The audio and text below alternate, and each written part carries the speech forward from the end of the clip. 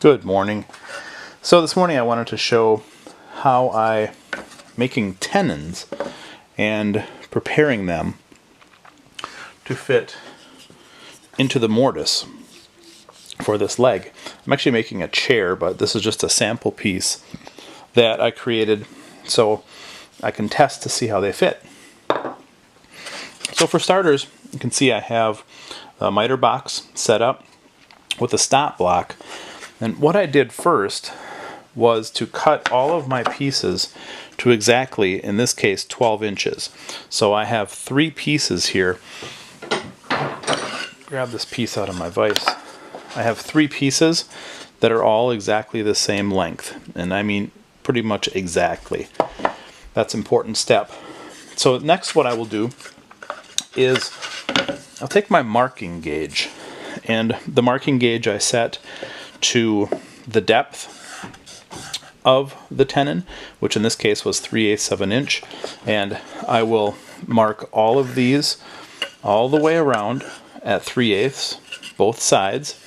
And then you can see here on the end I also set the depth of the marking gauge so that it would give me the thickness here of the tenon to match the mortise thickness. So I will take this marking gauge, run it all the way around the end grain and on this side as well. So once I get those marked, I'll put them in here with the stop block and take my trusty back saw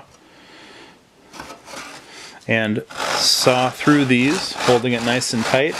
You'll notice that once I have my stop block set up, all I have to do is put the board in here and start cutting, and it's set up so the stop block is set up so the saw goes right up against that line from my marking gauge.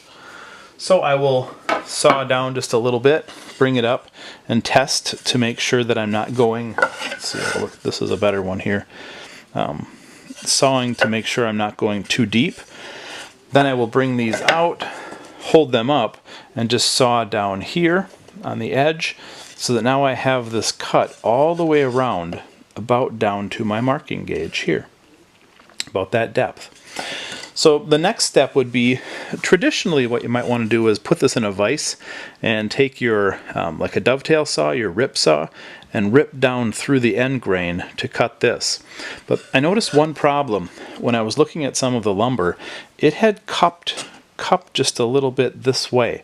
So if I were to saw straight through here, it wouldn't be a straight tenon. It would be bowed on one part, and the other part would be bowed, and it really wouldn't fit nicely into the mortise that I had made. So it works pretty well, and I've done this before, is I'm going to set this up in my vise.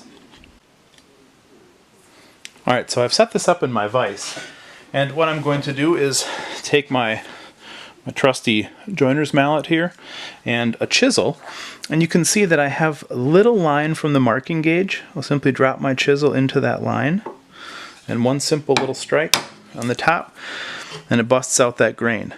So what I like about this is I can follow the curve, that is the imperfection in the wood, as it bows just a little bit. And this tends to knock out this dry red oak, allows it to chip out nicely. Just let it break off and it falls. We'll go all the way around here.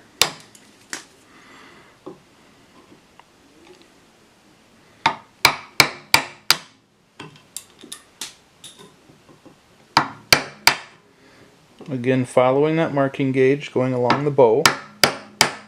There isn't that much of a bow, but enough that I want to be careful with it.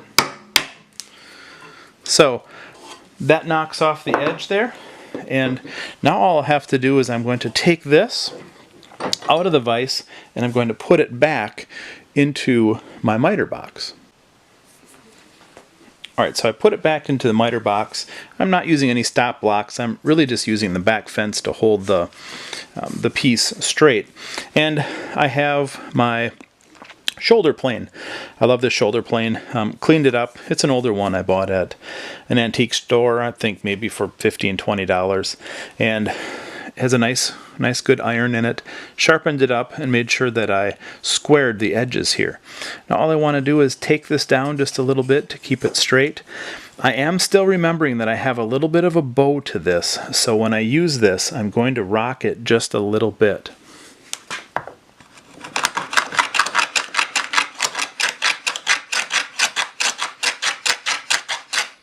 And we'll do the other side.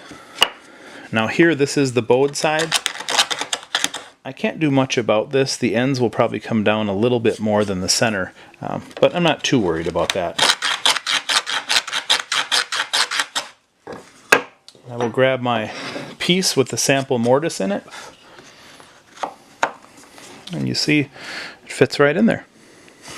Check the other side, see how my sawing is. Not too bad. So that is how I make mortises. How I make tenons to fit into the mortises. If you want to know the mortises I make on the drill press, I think that creates less dust. I know it's a lot faster with a router or a router table, and sometimes if I have a lot to do, I'll do that. But I prefer the less dusty method of just using a Forstner bit to create the mortises. And then that is how I create tenons with a simple saw and chisel and the very, very helpful marking gauge. And I guess don't forget the shoulder plane too. Hope that helps. Thank you.